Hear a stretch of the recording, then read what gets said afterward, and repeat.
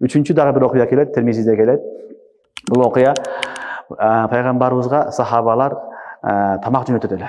Көбүнчө тамак, белек, хадияларны Айша энебиздин үйүнө келгенде берет эле. Bir күн айланып келет, ошол күнү Айша энебиздин үйүнө келгенде берет. Айша энебиздин келген баягы кезектеги үйү турган нобат күнү дүйшөмбү күнү болот. Йомул иснейн, дүйшөмбү күнү болот. Дүйшөмбү күнү келгенде сахабалар тамагыны, хадиясын пайгамбарыбызга берет эле. Себеби билет эле пайгамбарыбыздын сүйүктүү аялы Айша радhiyallahu anha.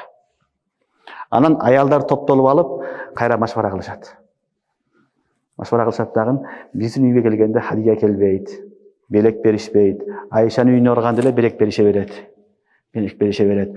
Пайгамбарыбызга айтайлык. Пайгамбар сахабаларга айтсын, Айшанын эле үйүнө эмес, башкалардын үйүнө барганда дагы хадия берсин деп айтайлык деген сунуш кылышат. Анан келип айтышат, я Расулалла, бизне ушинтип сизге айтайлы деп атабыз, сунушубуз, биздин үйгө дагы, башкалардын үйүнө дагы келгениңизде адамдар хадия берсин, сахабаларга айтыңыз бардык эле Айшанын кезеги келгенде бербесин деген сунушту айтат. Бул сөз дагы Расулуллах саллаллаху алейхи вассаламга жакпайт. Саллаллаху алейхи вассаламга жакпайт, пайгамбарды эч качан эчтеке сураган эмес. Кантип айтат сахабаларга, силер мага Айшанын үйүнө башка күндөрдө дагы хадия берип туруңар деп. Пайгамбар эчтеке сурабайт. Алса карзыга алат, кайтарып берет. Пайгамбар айткан, ким не жакшылык кылса, бүт бардыгын бердим, бир гана Абу Бакырдыкын бере алган жокмун. Анын сыйыны, анын белегини Алла Таала ахиретте өзү берет деген. Ушундай зат болгон. Ошон үчүн пайгамбар саллаллаху алейхи вассаламга бул аялдарды сунушу чаккан жок. Алар айтышты, я Расулалла, айтыңыз, сахабаларга биздин баягы очерет келгенде дагы берсин деген сөздү айтты. Пайгамбар саллаллаху алейхи вассаламга бул дагы жаккан жок. Ошол учурда дагы пайгамбар саллаллаху алейхи вассаламга ушул тахир аят түшкөн деген бул дагы риваяттар келет. Кыскасы 3 жылда окуя болуп атат. Ошондон кийин пайгамбар саллаллаху алейхи вассалам тахир деп ихтияр берет. Ихтияр бергенде биринчи Айша энебизден баштайт. Айша энебизден баштайт. Айша, эгер сен ахиретти кааласаң, мени кааласаң, пайгамбарды кааласаң, анда ушул кедейчиликке, жокчулукка сабыр кылып жашагын дейт. Эгерде сен дүйнөнү кааласаң, дүйнөнүн коозугуну, байлыгыны, дүйнөнүн нематтарын карасаң, анда сага уруксат беремин. Каалагандай жашагын дейт. Бирок пайгамбар айтат, бул маселени барып ата-энең менен кеңешкин дейт. Анын себеби Айша энебиз жаш кыз болот. 9-10 жаштагы кыз, жаш кыз эми шашылып калбасын деп пайгамбар айтканда, Айша энебиз айтат, афика я Расулалла, афика хадисте келет, сиз үчүн мен ата-энем менен машвара кылайынбы? Мен сизди жана Алланы ахиретти тандадым дейт. Инни ихтартуллаха ва расула вал ямал ахир. Мен сизди ахиретти жана Алланы тандадым дейт. Бирок менин ихтиярымды эч кимге айтпаңыз дейт. Дегенде Айша энебиз пайгамбар айтат, мен барын айтам дейт. Айша мени ихтияр кылды деп барын айтам дейт. Саллаллаху алейхи вассалам. Бардык аялдарына барат. Барына барганда бардыгы ахирет тандадык дейт. Ахиретти, Алланы, Алланын элчисин тандадык, бизге дүйнөнүн кереги жок дейт. Дүйнөнүн кереги жок дейт. Ошол учурда Аллах субханаху ва таала ушул аят түшүргөн, я айюхан наби кул ли азважик, эй пайгамбар, эй улуу пайгамбар, айткын аялдарыңа, ин кунтунна туриднал хаята дунья ва зинатаха. Эгер силер ушул дүйнөнүн жашоодогу, ушул дүйнөнүн неаматтарыны, кооздуктарыны кааласаңар, фатаалейн, келгиле, уматтиакунна, силерге берейин. Уматтиакунна матадан чыккан. Бул мата дегени талак бергенде жөнөкөй талак берилбейт, талак менен кошо бирдеке берип жөнөтүлөт.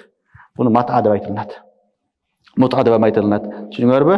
Талак бергенде шариатта жөнөкөй талак бербесең жок дегенде кийимин алып берип, анан жакшы жол менен ажырашкыла деген сөз. Ошону айтат, уматтиакунна, кааласаңар силерге жол беремин, керек нерсеңерди беремин, ва усаррихкунна сарахан жамила. Жана чырайлуу жол менен, жакшы жол менен силер менен ажырашамын деп пайгамбарыбыз саллаллаху алейхи ва саллям эмне кылат?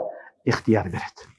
Ихтияр бергенде Уммахатул муъминин 9 аялдардын бардыгы ошол убакытта биз Алланы, ахиретти, пайгамбарды ихтияр кылдык деп жооп берет. Демек, пайгамбарыбыз саллаллаху алейхи ва саллям негизги таалими үммөткө эмне болчу? Дүйнөнүн мухаббаты кирип кетпесин деген таалим болчу. ümmetke hiç kaçan dünyanın muhabbetlik bitmesinde Peygamber kattı esketken onun için hadiste hubbu dünya ra'su kulli hati'a. Dünyanın yaxşı görüşlük bardık jamanlıktın başatı degen Rasulullah sallallahu aleyhi ve sellem. Oşun dünyadagi bolup atkan nersenin büt bardığın артында turgan nerse hubbu dünya. Başka hiç de yok. Bolğanı ne? Hubbu dünya, dünyanın yaxşı görüşlükler şu nerse var otar. Oşun için Peygamber sallallahu aleyhi ve sellem ümmetine özgöçe basın jasar. Hiç kaçan bulardın yüreğine, kıyalına ne dünyanın muhabbeti kirip ketpesinde ne kılgan hubbu dünya ra'su kulli hati'a degen. Oşontup atkan zattın üyünde ayalдар oşunday sunuştары kıldı. Sunuş ele kılıştı, alar talap kılıştı. Biroq ne kılgan çok, kattı turuşkan çok alar buğa. Biroq Peygamber sallallahu aleyhi ve sellem özünün üyündeki, Peygamberin üy bülösündeki ayaldardan uşunday fikir kılganlığına Peygamber sallallahu aleyhi ve sellem narazı boldu dagın. Ne kıldı? Tahyir ihtiyar berdi. Oşon üçün musulmandın baktulu boluşunun negizgi maksatı neken? Dünya emas ahiret. Dünya emas ahiret. Kedey bolup dele baktul bolsa bolat. Kedey bolup dele baktul bolsa bolat. Mına uşul Peygamberimizin ayaldarının büt bardığı kedeyçilikti, jokşuluktu ihtiyar kıldı. Biroq baktul ayalдар. Ummahatul mu'minin deyip aytamiz. Jönök ayal emas, bütkül dünyaga sabak bolotgan ayalдар boldu. Bütkül dünyaga ne bayagınday ülgü bolotgan ayalдар boldu. Allah subhanahu wa taala Kur'anda aytıyor. Ya nisa'en nebi lestunna ka ahadi minen nisa in ittaqaytunna. Sizler jönökö ayalдар siyaktı emessingер, sizler Peygamberden ayalsыңар, sizlerden martabaňar, darajaňar öte biýik dep Allah subhanahu wa taala ne kıldı? Alardyň darajasyny aýtdy. Anan bularga aýtdy, kalasaňar uşu dünýäniň baryny bereýin dedi. Kalasaňar anda wa usarrihkunna sarahan jamila, sizlerde çiraýly jol menen ajratamyn dedi. Ajraşamyn dedi.